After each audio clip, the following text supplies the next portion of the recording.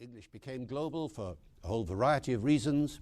First of all, the power of the British Empire. Later, the power of American imperialism.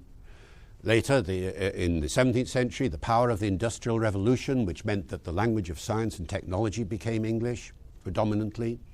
In the 19th century, the power of money talks, and the two most productive nations of the world were Britain and America, both using English. So the language of international banking became the pound and the dollar, English once again. And then in the 20th century, cultural power, as you all know, because every aspect of culture you've encountered has some sort of history in the English language, like pop songs, for example, international advertising, air traffic control, the development of radio and television. English, a global language with roots dating back centuries, has truly transcended geographical boundaries and cultural barriers. It has become the lingua franca of our modern world, connecting speakers from all the corners of the globe, from business negotiation to international travel. English is the common thread that unites us all. But what makes English so special? Why has it become the language of choice for global communication? The answer lies in its incredible and widespread daily usage.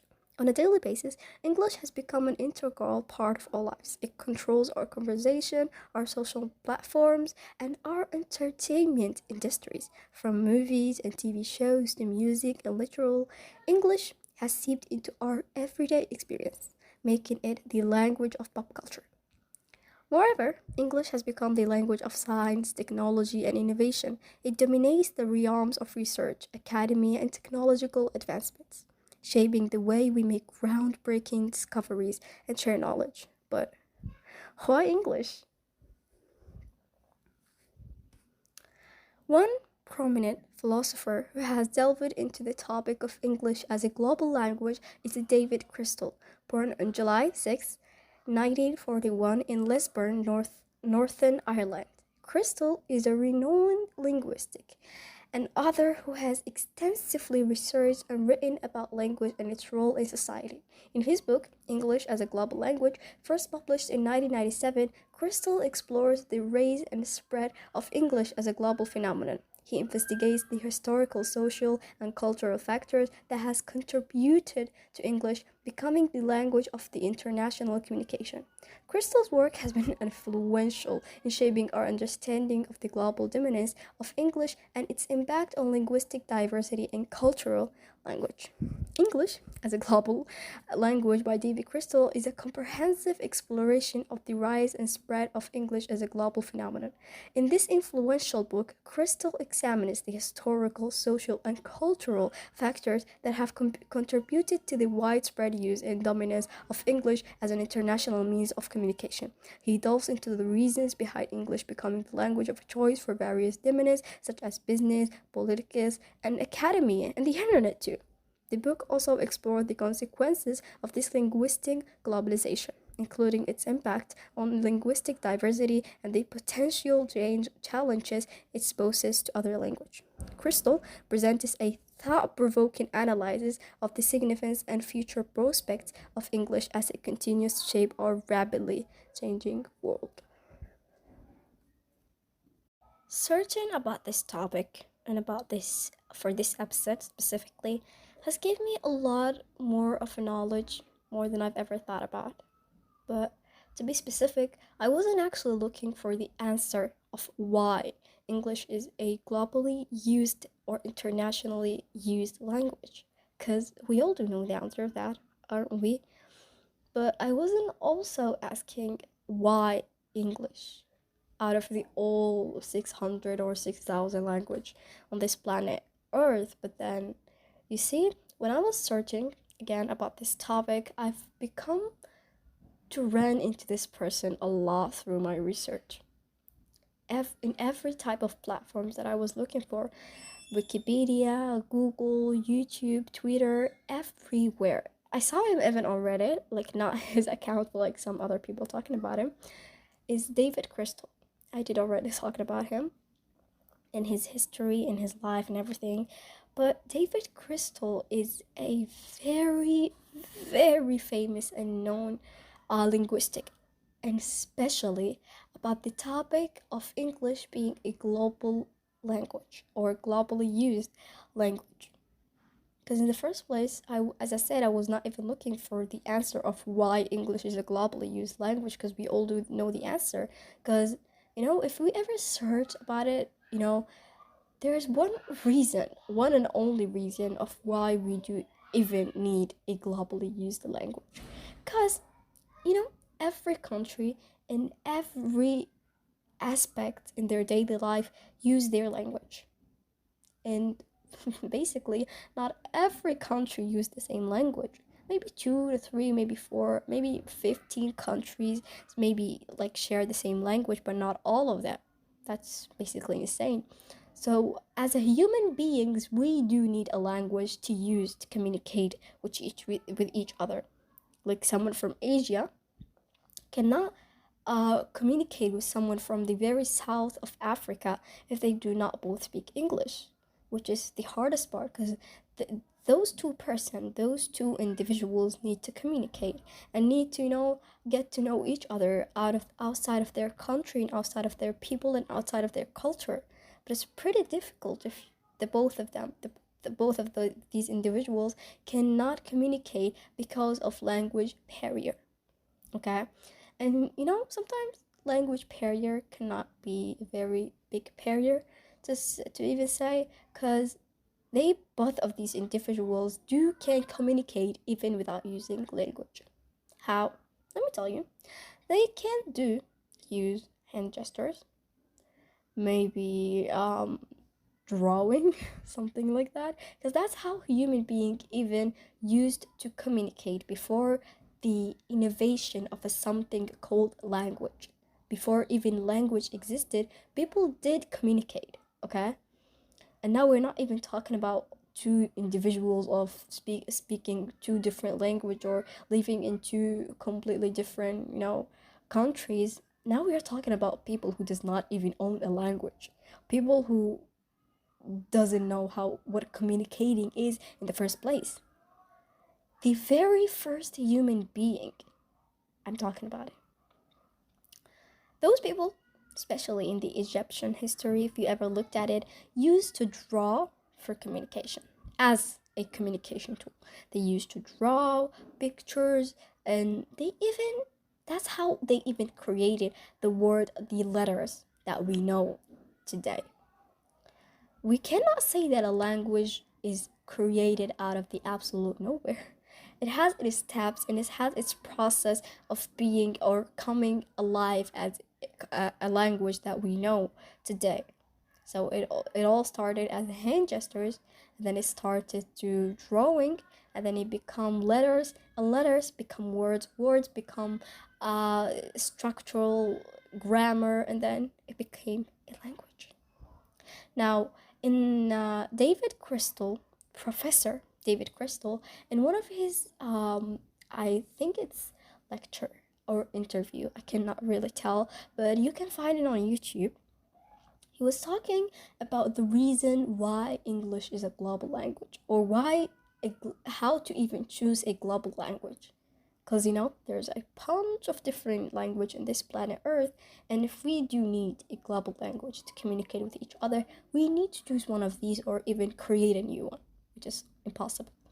But the standards of a global language should be easy to understand, easy to read, easy grammars, and easy to pronounce. Okay, these four are the ones that can help an individual to learn this language and to become a maybe fluent speaker of this language, so this individual can communicate with other people that do speak the same language and share their experiences in life. Okay, but why English? Why? A very good question to ask. But one of the most easiest language to learn on planet Earth to date is English. And English hasn't been chosen to be a global language for its easiest. Like it's being so easy, blah, blah, blah. No, it's so funny. But Professor Crystal explained in his video about the fact that a language can be a global used language by its power. By its power. Because language, you see, is global for one reason only, and that is the power of the people who speak it. Power always drives language. There is no other reason to speak somebody else's language other than you want to improve your quality of life, or you want to influence them in some way, or whatever it might be. I mean, the tradition in English. If this person or this country or this language or any native speaker of this language cannot have a power over the globe or the planet Earth or other countries, this individual in this country and this language cannot take over the world. And that's how the English language became a global used language in the first place, when England took over the entire world and become the very known and famous country for it. It was British first, when English became a very global language. But then America come to its side, and now it's the most used accent in the English language, which is the American language, because it's very hard to find nowadays people who want to learn English and start learning English from different accents like Scottish or British. Everybody wants to learn American English because it's the most used and known and famous.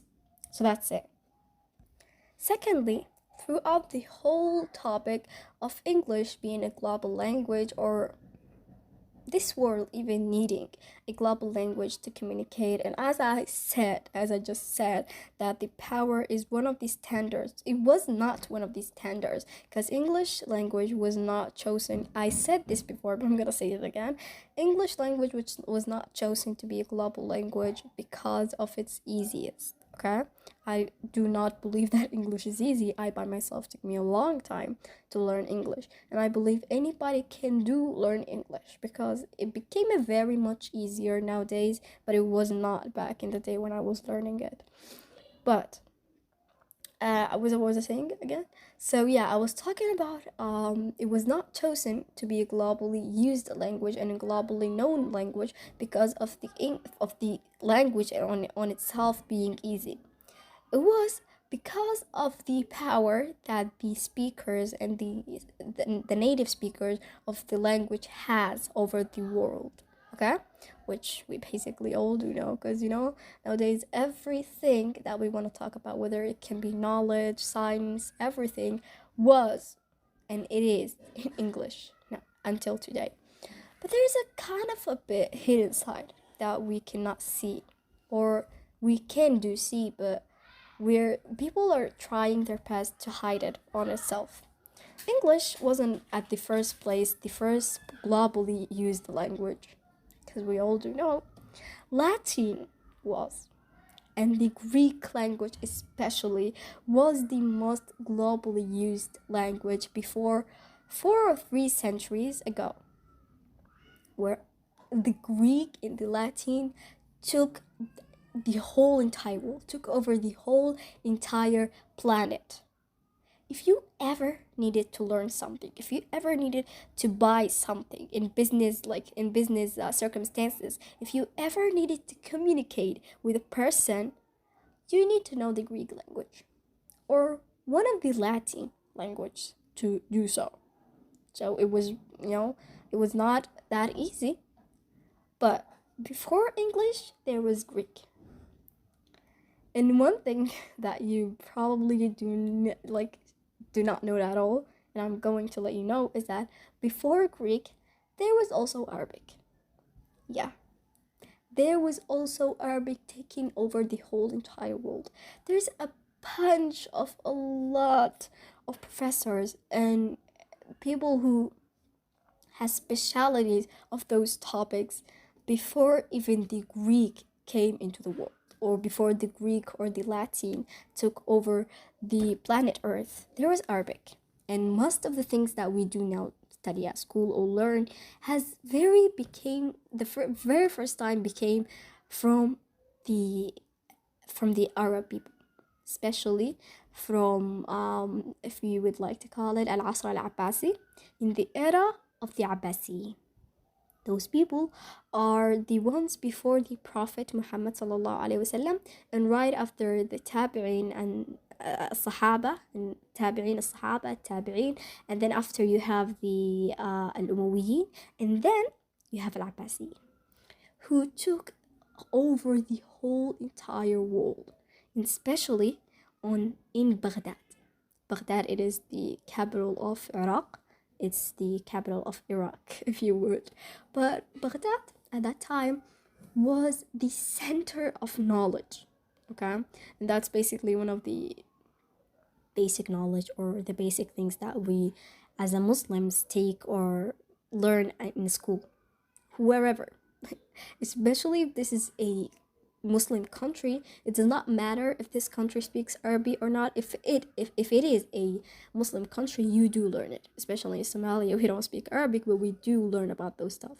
So in Baghdad at that time, it was the center of knowledge, and from there came a lot of known people, people who have specialities on those stuff. For example, math and science, and you have psychology, physiology, medical stuff, and I have absolutely no idea about. But one of the people that we have learned about, we have the Khawarizmi, who have invented the maps, and also is the person who invented the algebra and has a very big widespread knowledge about the history and about the Islam especially, and about the mathematics stuff, and was and is the person who invented the algebra that we do know today and we take at school. Because, if we now asked about who invented the algebra, everybody's gonna say an Englishman. Nay, and I have absolutely no idea what people think who invented the algebra. But I myself believe that the person who invented algebra is Khawarizmi. And he was Arab, completely Arab, and he was Muslim, and he is the person who invented algebra and also invented the maps, and have an entire book by his name, and I forgot what was it. And yeah, I would love and like to read you a kind of a small paragraph about the book, about the topic of Khawarizmi that I took in my history book, and it's in Somali. So yeah, pretty much I have to translate it, but listen to it. So his name is Abu Abdullah Muhammad bin Musa al-Khawarizmi, okay? And he was born in 2230 in the Hijri calendar. Okay, and the book says wuxuu ahaa aqoonyahan ku xildheer cilmiga xidigiska xisaabta taariikhda iyo juqraafiga. He was a known professor in the mathematics, history, and geographic knowledge or science, if you could ever want to say. Kuwaas oo ka bartay Hindida iyo Farista, and he learned about those topics and stuff and subjects apart from the Indian people in Faris and the Faris people. mid ka mid ah kan ugu muhiimsan kutubadiisa waxaa ka mid ah xisaabta aljabrada. One of the most famous of the book that Al-Khawarizmi wrote is the Mathematics of Algebra. That's what the book called is basically. And also he has another two books that are very famous and popular, and they're kind of the book says Jihei. It's like Jihei. I don't know how to say it in English, but it tells you like the directions of the entire world. And he has one book also about the book says Sawar Karuka, and it's basically a hand-drawn or handwritten picture of the whole entire world. Okay, and also waxa uu dadka baray tirooyinka Hindiga, and he also taught the people about the numbers of Indian. I think those the numbers are the ones like 1, 2, 3, 4. The written now are the Indian numbers that the book is meaning. It also says qofkii ugu horeeyay oo qariidada dhulka sawira waxa uu ahaa Al-Khawarizmi xilliga Maamun. The first person who ever drew the map was Al-Khawarizmi at the time of the president Ma'mun in the Abbasiyin era. So yeah, that's basically it. And it tells a lot more about it. It's not only like that, it's a lot. And I have a lot of places highlighted. This is going to literally, I'm going to have a lot of knowledge about this episode, especially for my history exam that's coming. But that's it. So I think we're getting out of the topic, but English is right now at the time is a globally used and known language, but it wasn't. It wasn't 2, 3, 4, 15 centuries ago. It was not. And they may be a lot of language that have also been taken over the entire world before even the English and the Latin language like the Greek, and even before the Arabic, but we don't know them at the current time, and they might be, but I do not personally know them because I haven't researched it. So feel free to research it and have your time. You have another very known and famous Arab scientist who goes by Abu Bakr Muhammad Yahya bin Zakaria al-Razi, or people usually know his name by al-Razi. He was born in Ray in 215, died in 313 by the Hijri calendar. He was the principal. I don't think that's principal. That's very bad word. I don't like it. But he was, how do I say it? He was kind of the owner of the first ever builded hospital on this planet Earth, which was built in Baghdad, and its name is Bimaristan. We took this topic about the first ever builded hospital like 2 years ago. Not necessarily 2 years ago. I think it was last grade, but it was in my Arabic class, and we took it and we were like talking or discussing with the teacher and the other students and my classmates about the first ever built hospital, which was located in Baghdad, and it was called Pimaristan. And we also took the origin word that came from Pimaristan, but I forgot it and I don't have the book right now with me. But the Pimaristan is basically the first ever built hospital, and it was built by a bunch of scientists and a bunch of famous people at that time. And Razi was one of these. And also he wrote about a lot of books about the medical what was it? Yeah, about medicine and medical and everything. And he was very, very known about his knowledge in the how do I say, mathematics and the philosophy. Also, people used to say that that he have wrote a book about the medical and medicine, about all this stuff. I have absolutely no idea about those stuff. I'm sorry, but and the book was kind of there was a lot of parts that was missing, and people used to say that the person who completed the book and finished it is Ibn Sina. And Ibn Sina is also a very known scientist in the era of Al-Abbasiyin. And even before, after it, he was very known in that aspect and topic. He was also a doctor and also a philosopher. And yeah, I guess that's all of the book, what the book tells. There is no other part. There's also Abu Bakr al-Razi and Ibn Sina, Khawarizmi. And yeah, that's all.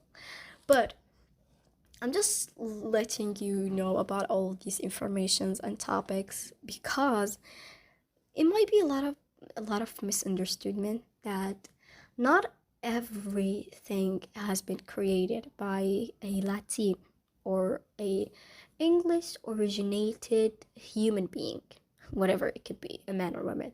But it also, Arab has a very hard and a very, connection with the science and technology in the generation that we're living in.